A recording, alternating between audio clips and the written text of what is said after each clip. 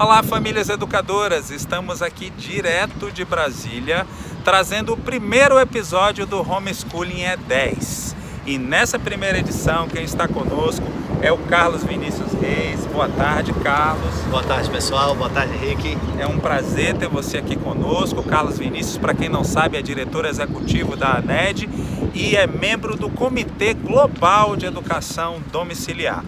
E hoje o Carlos Vinícius vai trazer para a gente um histórico, ele vai falar sobre o panorama legislativo da educação domiciliar no Brasil.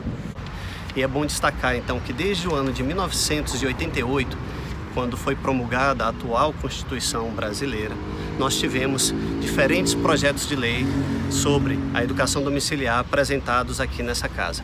O primeiro deles foi apresentado no ano de 1994, o PL 4657, de autoria do deputado João Teixeira, do antigo Partido Liberal do Mato Grosso. Esse foi o primeiro projeto de lei para regulamentar a educação domiciliar no Brasil, efetivamente proposto. Após esse projeto de lei, nos anos seguintes, no ano de 2001, no ano de 2002, no ano de 2003, e 2008 e 2009, nós tivemos outros projetos de lei também sendo apresentados aqui nessa casa. O que aconteceu com todos esses projetos que foram apresentados até o ano de 2009? Poderíamos citar aqui diferentes deles. Depois, no link abaixo, você vai poder conferir um quadro geral desse histórico de projetos de lei apresentados no Congresso Nacional. Todos eles foram arquivados. E isso não significa que eles foram rejeitados. Eles simplesmente não foram apreciados, não foram colocados de fato em votação e por conta disso acabaram sendo arquivados e outros projetos de lei vieram depois desse. Quando um projeto de lei ele é submetido ao Congresso Nacional, seja na Câmara, seja no Senado, ele passa por apreciação em diferentes casas, em diferentes colegiados ali, que são as comissões. Então, se esse projeto ele pode ser, de fato, colocado em votação para ser aprovado ou ser rejeitado, ou mesmo se com o passar do tempo ele não for colocado em votação, simplesmente ele pode ser arquivado por não ter sido apreciado. Aqui nós tivemos iniciativas de diferentes parlamentares, até mesmo de um deputado do PT, isso mesmo. No ano de 2008, o projeto de lei número 3518 de 2008 foi apresentado pelo deputado Henrique Afonso, do PT do Acre, naquela época. Então, nós podemos perceber que as propostas de legislação a respeito da educação domiciliar, elas não são de um partido especificamente, é de todos aqueles que entendem a importância de defender a liberdade educacional. Bem, no ano de 2012, nós tivemos a apresentação do projeto de lei 3179, de autoria do deputado Lincoln Portela, lá de Minas Gerais. Esse projeto de lei, ele está vigendo, ou seja, está tramitando ainda hoje no Congresso Nacional. Após a apresentação desse projeto de lei 3179 de 2012, foram apensados, ou seja, juntados a ele, outros dois projetos de lei. Um de autoria do deputado Eduardo Bolsonaro, de São Paulo, o PL 3261 de 2015, e também o projeto de lei 10.185 de 2018, de autoria do deputado federal Alan Rick, lá do Acre. Bem, esses projetos de lei que foram apensados a ele, significa que eles foram anexados para serem analisados em conjunto. Às vezes as famílias vão lá no site da Câmara ou no site do Senado e tem acesso ao inteiro teor. Eles clicam lá naquele botãozinho e aparece um PDF do projeto de lei. E aí eles procuram a ANED e falam assim: mas esse projeto de lei tem uns artigos aqui que vão nos prejudicar, mas então ela não tem que se preocupar, porque não é exatamente aquele inteiro teor que está ali que vai para votação, é isso? Exato. É o seguinte, o projeto de lei, ele está em análise, então ele está em constante possibilidade de ser alterado. Ou seja, aquilo que você consulta lá no inteiro teor não é necessariamente o que vai ser votado, muito menos o que vai ser o texto final. Então, o relator de um determinado projeto de lei, como a professora Dorinha, por exemplo, ela recebeu aquele projeto de lei original e ela está trabalhando em melhorar aquele texto. em apresentar outras propostas. Além do próprio relator, outros parlamentares podem oferecer emendas parlamentares, ou seja, propostas de alteração daquele texto. Então, para a gente até ficar tranquilo a esse respeito, a ANED também tem trabalhado, obviamente, para que a redação seja a melhor possível, que atenda a pauta de reivindicações das famílias educadoras, e trataremos disso num outro vídeo. Mas eu posso adiantar para vocês o seguinte, que o que de fato vai ser votado é um texto que vai surgir na época da votação e não aquilo que está hoje de fato lá no site da Câmara. Mas temos também um projeto de lei no Senado Federal, que é o projeto de lei do Senado número 490 de 2017. Esse projeto de lei foi proposto inicialmente pelo senador Fernando Bezerra Coelho, de Pernambuco, e ele está sendo relatado pela senadora Soraya Tronic, do Mato Grosso do Sul. Esse projeto de lei, ela como relatora também poderá fazer alterações a respeito do conteúdo dele, dos detalhes da regulamentação. Bem, e nós temos também um outro projeto de lei, que é aquele projeto de lei que foi enviado pelo Poder Executivo, que foi assinado pelo presidente Jair Bolsonaro, como uma proposta do Executivo também para regulamentar a educação domiciliar. É o projeto de lei número 2401 de 2019. É o projeto de lei que trata de um modo geral da regulamentação da educação domiciliar mais recente a esse respeito. Entretanto, esse projeto de lei, o presidente da Câmara não definiu ainda a composição de uma comissão especial, como havia sido colocado inicialmente.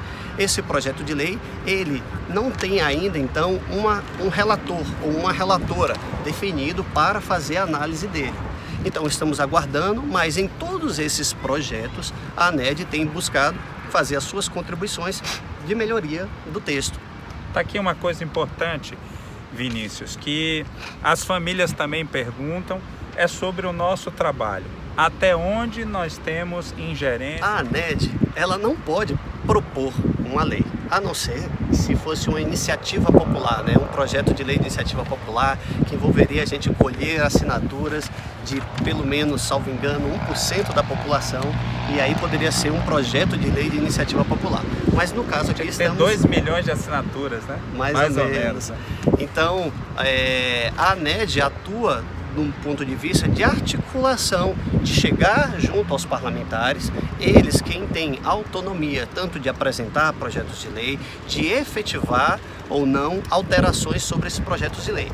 Então, o nosso trabalho é muito esse de convencimento, de explanação a respeito do assunto, a respeito do tema, de representar as famílias aqui em Brasília e, consequentemente, trazer um convencimento sobre qual seria a melhor proposta de regulamentação mesmo que atenderia as famílias. Então esse se concentra o trabalho da ANED. A ANED, então, ela não é autora, não é relatora, não é ela quem determina, muito menos quem define qual vai ser o texto aprovado. Nós estamos trabalhando para convencer os parlamentares que ali trabalham. Seria importante a gente falar também que, além desses projetos de lei, existem até outros dois, vocês podem conferir no link aqui embaixo, que dizem respeito a projetos de lei para afastar o caráter de criminalização da educação domiciliar, especialmente um apresentado pela deputada Cristiane Nieto, do Rio de Janeiro, e um também que foi apresentado ano passado pelo também senador Fernando Bezerra Coelho, também para afastar a criminalização. Só que os outros projetos de lei que a gente citou anteriormente são os projetos de lei que tratam do assunto como um todo, não apenas do aspecto criminal, mas também do aspecto civil, da regulamentação em geral.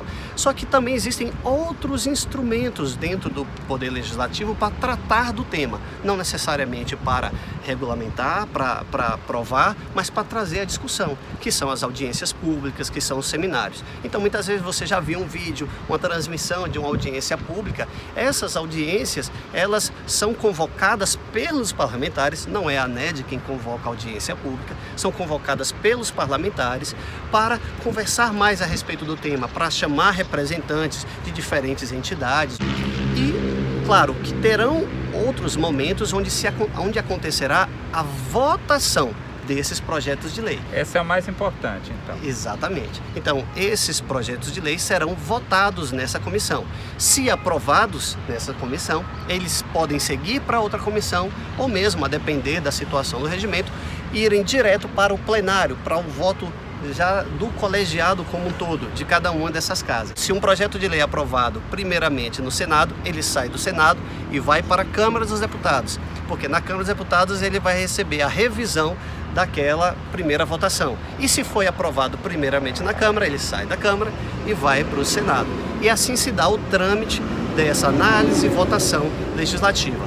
Quando o Congresso termina esse processo legislativo e as duas casas aprovam um texto de proposta de lei, ele é encaminhado para o Planalto, para o Palácio do Planalto, onde o presidente da República irá receber e analisar e sancionar ou vetar um determinado projeto de lei que assim foi submetido. Legal, então, gente. Eu estava fazendo as contas aqui para a gente fechar. Então, são 2 décadas e meia, 25 anos que temos projetos de lei. Pelas minhas contas, são 12 projetos de lei e uma PEC, a proposta de emenda constitucional, em 2009, que também foi engavetada. Precisamos votar e precisamos aprovar um projeto de lei. Não é isso mesmo? Isso mesmo, Henrique. Então, se você gostou desse vídeo, se inscreva, assine o sininho, compartilhe e vamos ajudar a difundir ainda mais conhecimentos e informações corretas a respeito da educação domiciliar, porque homeschooling é 10. Olá, famílias educadoras. Conforme vocês já sabem, no último dia 23 de outubro, na última quarta-feira, o presidente da Câmara dos Deputados, o senhor Rodrigo Maia, decidiu apensar, ou seja, juntar o projeto de lei 2401, aquele mesmo que veio do Executivo, aos projetos de lei já existentes e tramitando na Câmara. Além disso, Rodrigo Maia também decidiu incluir as comissões de Seguridade Social e Família, Direitos Humanos e Minorias e Finanças e Tributação, e criar uma comissão especial para poder analisar o PL. Nós não fazemos ideia do que motivou o Rodrigo Maia a tomar essa decisão que pegou todo mundo de surpresa, tanto no Poder Executivo quanto na própria Câmara dos Deputados. O que podemos dizer a vocês é que o nosso núcleo jurídico está trabalhando em busca de informações precisas para que a gente possa atualizar vocês. De fato, em princípio, nós podemos olhar e ver isso com maus olhos, porque essa decisão do Rodrigo Maia ela muda todo o processo de tramitação do projeto de lei, mas nós precisamos esperar, porque nós não sabemos a real motivação que motivou o Rodrigo Maia, nós precisamos ainda trabalhar com as lideranças dos partidos e na montagem da comissão especial. E quem sabe podemos até ter algo favorável para a educação domiciliar e para as famílias educadoras. Por enquanto, é isso que nós temos. Nós vamos lembrar a vocês ainda que o Rodrigo Maia ele já definiu o regime de tramitação, que é um regime de prioridade, não é o regime mais rápido, que é o de urgência, mas também não é o mais lento, e quem sabe a gente possa ganhar algum tempo aí.